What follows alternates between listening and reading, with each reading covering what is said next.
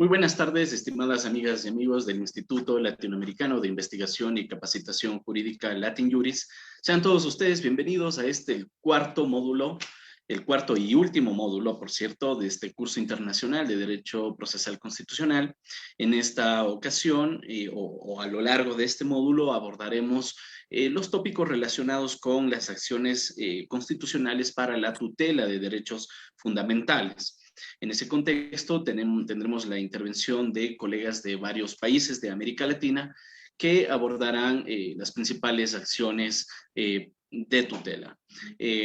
Iniciaremos en esta jornada con la intervención del doctor Alejandro Vanegas, quien nos saluda desde la ciudad de Guayaquil, Ecuador. El doctor Alejandro Vanegas es docente de la Facultad de Derecho y de posgrado en la maestría en Derecho Constitucional de la Universidad de Especialidades Espíritu Santo, así como abogado en libre ejercicio, principalmente en la rama constitucional.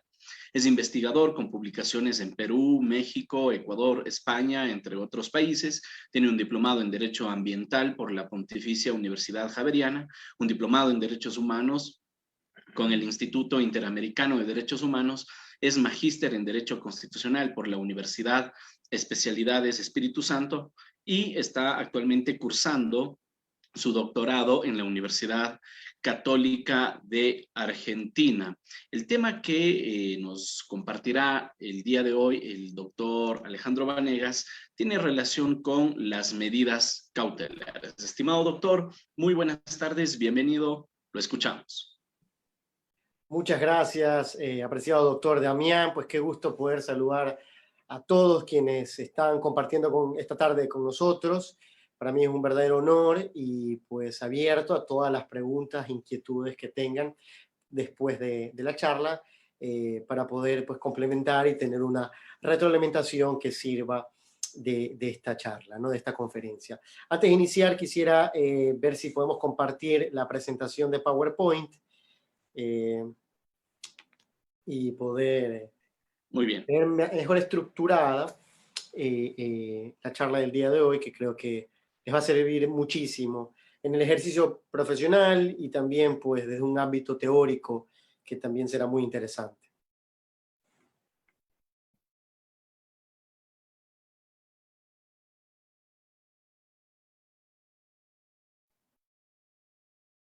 Excelente, muchísimas gracias.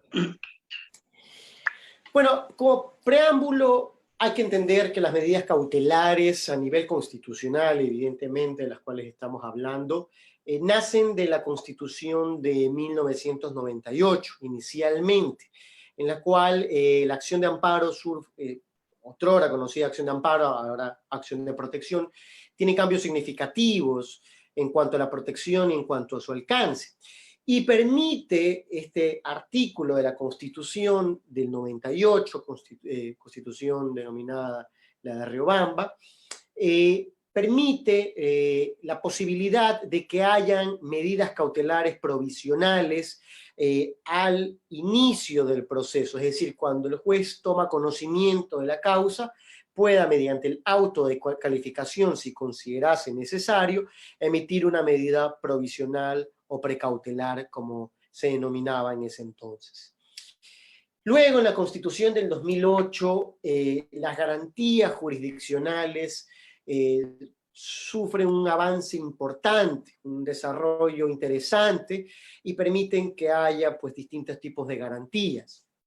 Aquí hay que estructurarlas en las clasificaciones. Garantías normativas, garantías o abstractas, garantías jurisdiccionales o concretas y garantías institucionales. El día de hoy vamos a hablar de las medidas cautelares a nivel constitucional que entrarían en la categoría de garantías jurisdiccionales o concretas, porque en situaciones en específico, para prevenir o para suspender la violación de un derecho constitucional, estas pueden ser utilizadas. Ahora, para entender esto, también hay que comprender la génesis de las garantías. Las garantías son mecanismos eficaces para la protección de derechos constitucionales, normas técnicas de tutela de derechos subjetivos, es decir, de los derechos constitucionales debidamente positivizados en nuestra Constitución y en ese bloque de constitucionalidad del cual comprende también los tratados internacionales. Y como lo dice el doctor Antonio Rovira, son espadas y escudos que tenemos para defender nuestras capacidades, nuestros derechos. Entonces, ¿qué son las medidas cautelares a nivel constitucional? El profesor Cantor en España establecía que eran la adopción de disposiciones para prevenir, para prever algún daño o peligro cuando las circunstancias lo impongan. Y ya nuestro artículo 87 en la Constitución establece de manera muy breve la posibilidad de plantear medidas cautelares. Primero, en conjunto con otras garantías, o segundo, de manera independiente, de manera autónoma, para suspender la violación de un derecho constitucional o para prevenir la violación de un derecho constitucional. Antes de entrar a la siguiente diapositiva, en la charla de hoy vamos a analizar las características de las medidas constitucionales, medidas cautelares, perdón, constitucionales, desde tres perspectivas: doctrinales, jurisprudenciales y normativas. Ahora, también hay que entender la importancia de la jurisprudencia que ha adoptado la doctrina, la jurisprudencia de la Corte Constitucional, que la ha adoptado en sus sentencias, en el derecho procesal constitucional latinoamericano en realidad, que actúa como una especie de common law inglés más que de un civil law occidental, normalmente conocido, por cuanto nuestros artículos en la Ley Orgánica de Garantías Jurisdiccionales y Control Constitucional, que es la que regula la materia constitucional, las garantías constitucionales en el Ecuador, y en la Constitución, establecen una parte muy pequeña en cuanto a la naturaleza, el alcance y la limitación de estas garantías. A diferencia del desarrollo que ha tenido la jurisprudencia de la Corte Constitucional Ecuatoriana, donde ha analizado aspectos interesantísimos y que deben ser aplicados de manera inmediata y vinculante por parte de los jueces constitucionales que tienen conocimiento de estas medidas cautelares. Entonces, vamos a analizar la siguiente diapositiva para este efecto. Si me puede ahí ayudar también, perdóneme que lo moleste. En primer lugar, vamos a analizar las características doctrinales, ¿no? Las que han surgido de la doctrina, que se han adoptado en distintas sentencias. De manera particular, hablaré de dos sentencias, no de la Corte Constitucional Ecuatoriana, porque esas vamos a analizarlas en las características jurisprudenciales, sino en la Corte Constitucional Colombiana, que también la ecuatoriana ha hecho mención de esto. Y en primer lugar, entender la temporalidad, es decir, ese límite temporal o carácter provisional que tienen las medidas cautelares. Ya lo ha dicho la Corte Constitucional colombiana y ecuatoriana, que la medida cautelar a nivel constitucional no tiene la finalidad de actuar como una medida de reparación, de finalidad, sino de precautelar que continúe vulnerándose un derecho o de prevenir, en caso de amenaza, la vulneración de un derecho.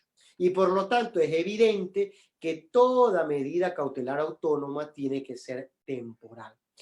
Aquí hay que hacer una crítica al uso por parte de los abogados en el libre ejercicio y también por parte de las autoridades judiciales del uso erróneo e equivocado de las medidas cautelares que han llevado a que haya una ordinarización de estas garantías jurisdiccionales, por cuanto hay que tener en claro con estas características doctrinales, jurisprudenciales y normativas cuál es el alcance de las medidas cautelares.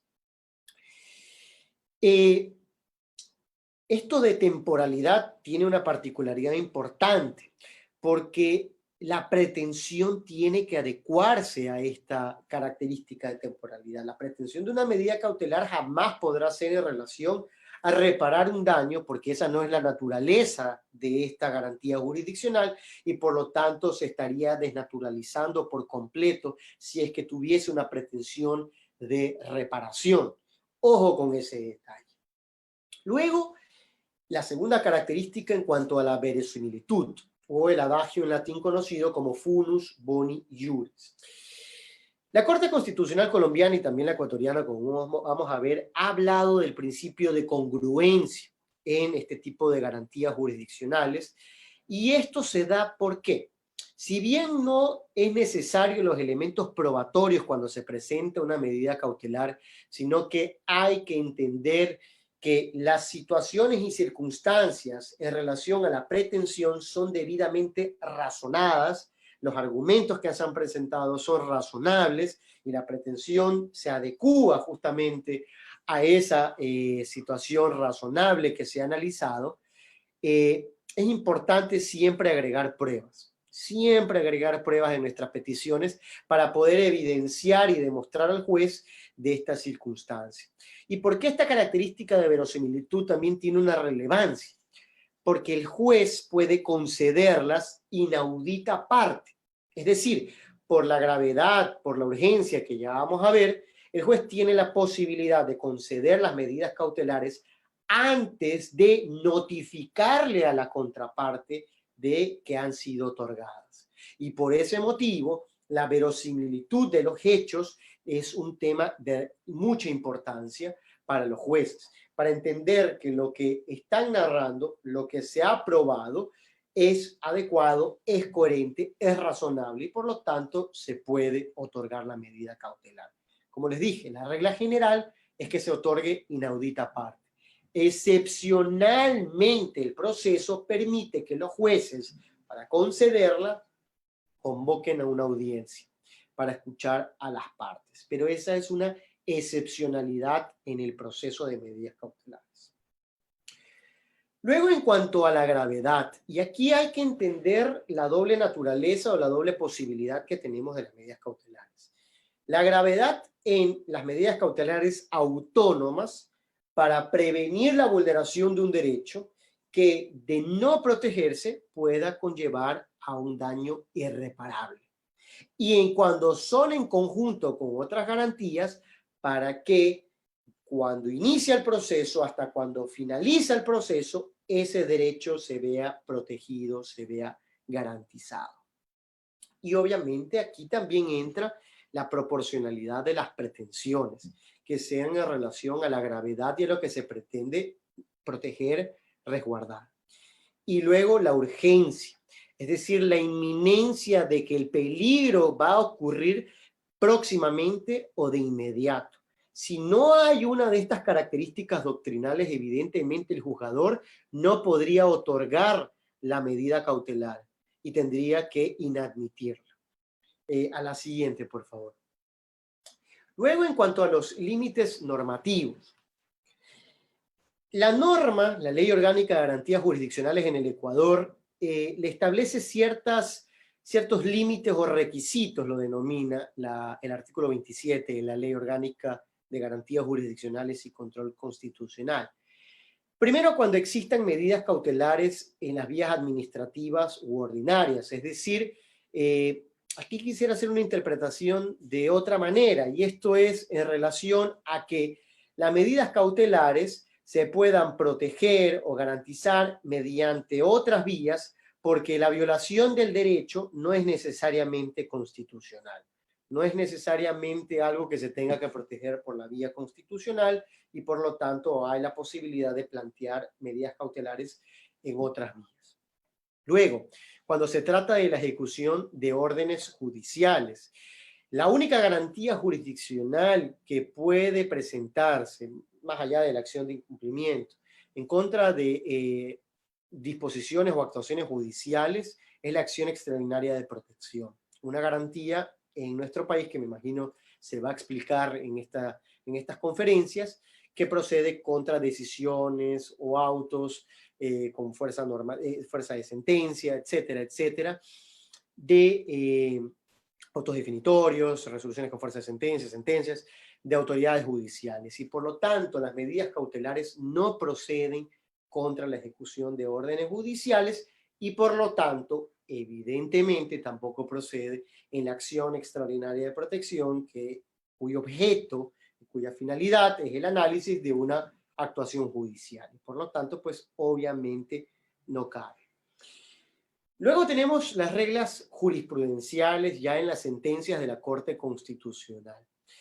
Primero, nuevamente hace hincapié la Corte Constitucional en el carácter provisional, en que no es una medida de reparación, sino una medida para precautelar la violación de un derecho constitucional y por lo tanto no puede tener una pretensión y una finalidad de reparación. Luego habla del peligro en la demora o el periculum in mora, que quiere decir en relación a la gravedad, de que si no es atendido la medida cautelar en el momento oportuno, el daño pueda ser irreparable, tanto en cuanto a la amenaza o como durante el proceso cuando es en conjunto. La verosimilitud, nuevamente, lo que ya analizamos. Y el cuarto punto que es fundamental, que es importantísimo y que por favor quiero que tengan especial atención. Hay una diferencia de procedencia en caso de amenaza de derechos constitucionales o de violación de derechos constitucionales. En el caso de amenaza de violación de derechos constitucionales, cabe única y exclusivamente la medida cautelar autónoma, porque no ha ocurrido el daño y por lo tanto no va a actuar como una medida de reparación. Y en el caso de violación de derechos constitucionales, cabe única y exclusivamente la medida cautelar en conjunto con una garantía de conocimiento. Es decir, que vaya a tener una sentencia. Porque ahí sí hay una violación que tiene que ser resarcida, reparada, salvaguardada, y por lo tanto la medida cautelar, como no tiene la finalidad o la naturaleza de medida de reparación, obviamente no podría presentarse de manera autónoma y va a necesitar, a requerir de una garantía jurisdiccional de conocimiento. La Corte Constitucional, inclusive en esta sentencia, en la anterior, perdóneme un segundo, Damián, en esta sentencia establece que el juez constitucional, si evidencia que la naturaleza de esta medida cautelar está mal planteada porque habla sobre la violación de un derecho constitucional, puede cambiar la medida cautelar a una garantía de conocimiento para que se pueda proteger el fondo de la violación del derecho constitucional y resarcir el daño ocasionado. Ojo con ese detalle. Ahora sí, la siguiente. Muchas gracias. Luego, otra sentencia muy importante. Las medidas cautelares no pueden vulnerar otros derechos constitucionales. Y esto es evidente. Si la finalidad de las garantías jurisdiccionales es la de salvaguardar, la de resarcir daños ocasionados a derechos constitucionales, una disposición judicial de medida cautelar no podría afectar los derechos constitucionales de otras personas que o no sean partes procesales o que simplemente no tenga que resguardarse ese derecho constitucional, obviamente. Y en el segundo punto, hace hincapié la Corte Constitucional de la imposibilidad de suspender preceptos normativos, es decir, normas jurídicas, artículos como los conocemos o prescripciones normativas, como lo dice el doctor Luis Prieto Sanchís, y sus efectos. Porque al existir un control, en la actualidad con la sentencia de matrimonio igualitario, un control mixto, pero un control concentrado en relación a los preceptos normativos, los jueces constitucionales que tienen conocimiento de las medidas cautelares, que tienen competencia constitucional, no pueden suspender los efectos jurídicos de una norma. Y por lo tanto, la única que pudiese es la Corte Constitucional, que no conoce las medidas cautelares constitucionales, a excepción de la acción de inconstitucionalidad, donde hay medidas provisionales para suspender los efectos normativos en una norma jurídica, ¿no? Me imagino que eso también lo verán. Ahora, en cuanto al procedimiento, también otra particularidad muy importante que hay que tener en consideración y que esto se establece en la ley y que lamentablemente no siempre es valorada o apreciada. El artículo 10 de la Ley Orgánica, en su numeral séptimo, le establece la posibilidad de presentar la garantía jurisdiccional que tiene normas comunes, ¿no? Porque esta es de las normas comunes. La acción extraordinaria obviamente ya no, la acción por incumplimiento de incumplimiento no, las de normas comunes, esto es en acción de protección, en habeas data, tiene la posibilidad de presentar una medida cautelar en conjunto con la garantía. Entonces, cuando planteamos la acción de protección, por dar un ejemplo, vamos a tener un numeral donde vamos a plantear la medida cautelar. Y ahí nosotros tenemos que motivar el por qué procede la medida cautelar de acuerdo a la jurisprudencia de la Corte, de acuerdo a la doctrina, de acuerdo a la norma jurídica que hemos analizado, el artículo 27, y nuestra pretensión de la medida cautelar. Eso es algo que hago de manera particular porque una cosa es la pretensión de la medida cautelar y evidentemente otra va a ser la pretensión de la acción de protección. Pongo un ejemplo. Hay una resolución administrativa con efectos particulares que vulnera gravemente los derechos constitucionales de una persona jurídica, por un ejemplo, y por lo tanto presenta una acción de protección contra esa entidad estatal. En ese caso, la medida cautelar tendrá como pretensión suspender provisionalmente los efectos de ese acto administrativo, de esa resolución, y la pretensión de la acción de protección puede ser dejar sin efecto o declarar la nulidad del proceso, o quién sabe cuál pudiese ser la pretensión, pero van, como ven, difiere. Pero la medida cautelar por parte del juez, cuando es en conjunto, tiene que ser otorgada o negada única y exclusivamente en el auto, la providencia en la que se declare la admisibilidad de la acción de conocimiento. ¿Y esto qué es? En el auto de calificación. He estado en procesos donde los jueces establecen que en el momento procesal oportuno, cuando es una medida cautelar con acción de protección, se pronunciarán sobre la medida cautelar. Y eso es un grave error, porque la medida cautelar tiene que de manera obligatoria ser otorgada o negada en el auto de calificación. Si es que no se la acepta en ese momento, posteriormente en el proceso ya no va a poder ser otorgada. Ya se tiene que analizar la garantía de conocimiento, la acción de protección, por ejemplo, ya el fondo de la garantía jurisdiccional. Y ojo también que la Corte Constitucional ha prohibido que si se niega una acción de protección, se pueda presentar una medida cautelar por los mismos hechos. Obviamente, porque si ya se analiza el fondo y se determina que no hay una violación de derechos constitucionales, mal podría en una medida cautelar, donde quiero prevenir la vulneración de un derecho, plantear una acción o una medida cautelar cuando ya no existe la violación de derechos constitucionales, cuando una autoridad judicial le ha dicho a usted que ya no hay. Y luego, en las medidas cautelares autónomas, aquí obviamente los jueces emitirán una resolución, no una sentencia.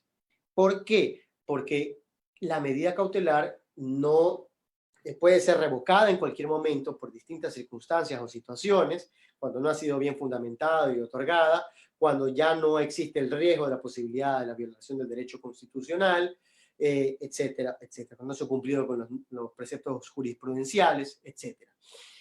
Y los jueces emiten una resolución para otorgarla. Esta tiene que ser en la primera providencia también, donde califican la medida cautelar y otorgan mediante resolución la misma. Obviamente, pueden de manera excepcional, como les comentaba, convocar a una audiencia para determinar si es que la otorgan o la niegan. Y nuevamente, pues tener hincapié en la diferencia de procedencia. Si es amenaza, entonces medida cautelar autónoma. Si hay violación, medida cautelar en conjunto y ya no cabría la medida cautelar autónoma. Ojo con ese detalle. La siguiente, por favor.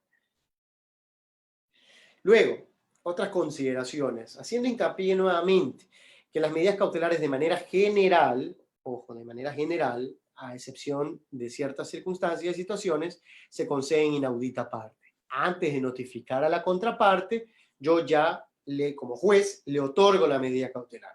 De manera excepcional puedo convocar audiencia tanto para otorgarla como para revocarla. Primero. Segundo, en cuanto a la revocatoria de las medidas cautelares, el mismo juez que la otorgó debe analizar si la revoca o no.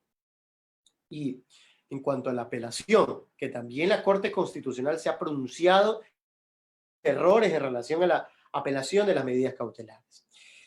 Aquí lo explico de manera muy coloquial. Si yo presento una medida cautelar contra ustedes y el juez me la niega, yo no puedo presentar un recurso de apelación. Estoy imposibilitado.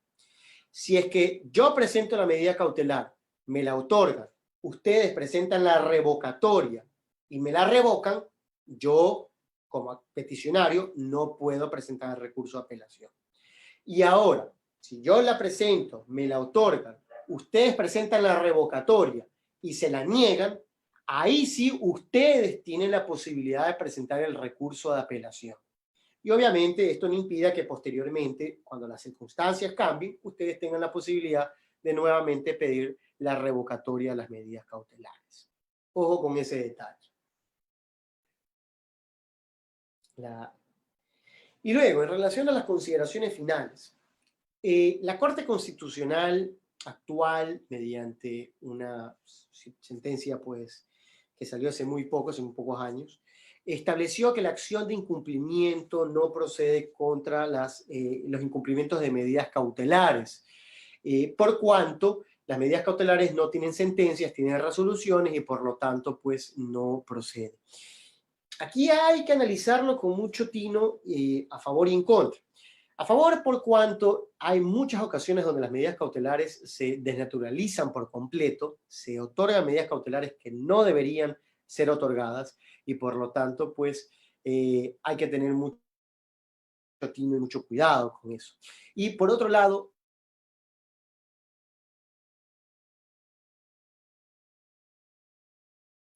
imposibilitados de exigir el cumplimiento de estas medidas cautelares y por lo tanto va a ser muy complicado exigir el cumplimiento de las mismas por parte de la autoridad judicial. Entonces yo creo que ahí quedamos en una cefalía jurídica y que eso debería ser analizado y estudiado por la Corte Constitucional. Y luego, obviamente, en reiteradas ocasiones, además de la ley, se ha establecido que la acción extraordinaria de protección no procede en conjunto con medidas cautelares. Asimismo, hago hincapié nuevamente en lo que señalé hace unos minutos, que la acción de inconstitucionalidad le permite a usted presentar medidas provisionales de suspensión de la norma jurídica que cuando admite al lugar la acción de inconstitucionalidad deben ser otorgadas o no. Es decir, contra la ley tal, yo presento una acción de inconstitucionalidad con suspensión provisional de esa norma y la Corte Constitucional tiene la posibilidad de suspender los efectos jurídicos de esa norma hasta que se analice el fondo de la misma.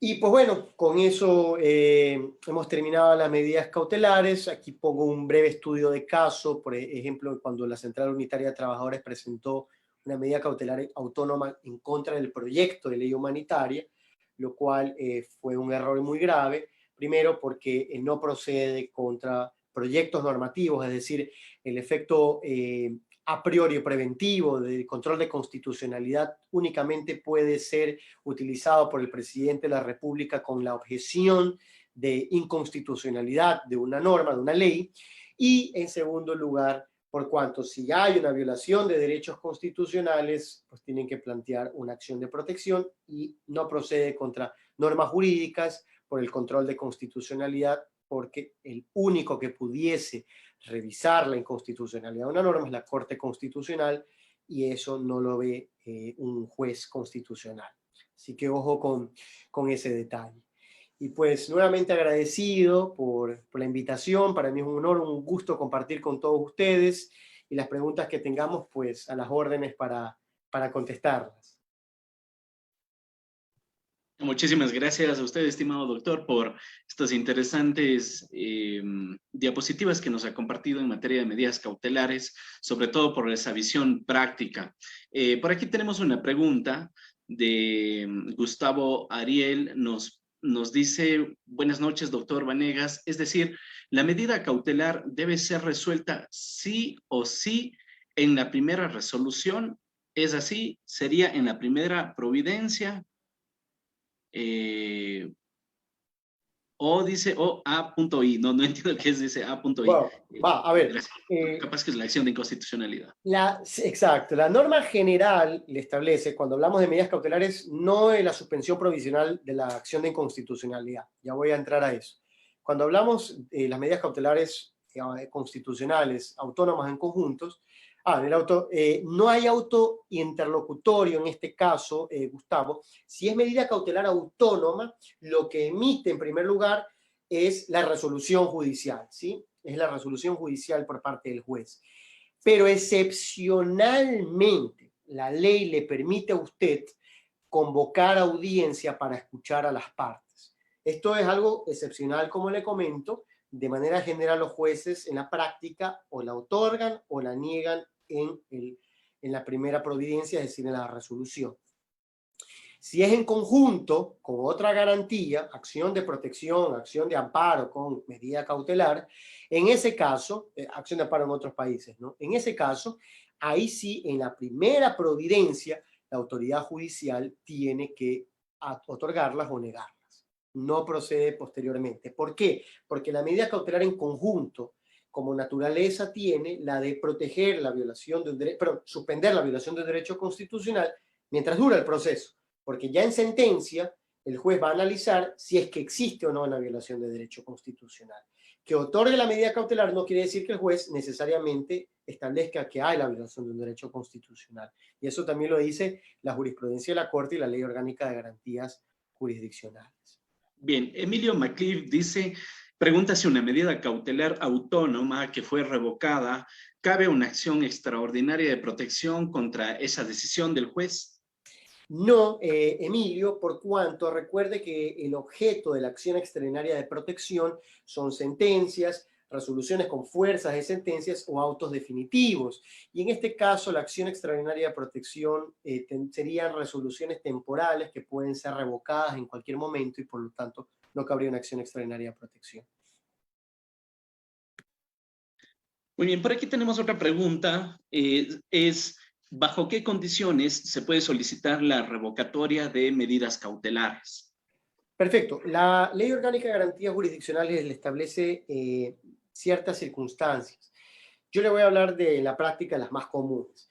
En primer lugar, cuando no han existido fundamentos para haber sido otorgadas. Como los jueces las otorgan inaudita parte en su mayoría, en ciertas ocasiones no conocen todo el ámbito de lo que está sucediendo, el ámbito normativo y los fundamentos de hecho, y por lo tanto tiene la posibilidad, el accionado, en este caso el peticionado de las medidas cautelares, de poner a conocimiento del juez de todo lo que ha sucedido y por qué no procede la medida cautelar.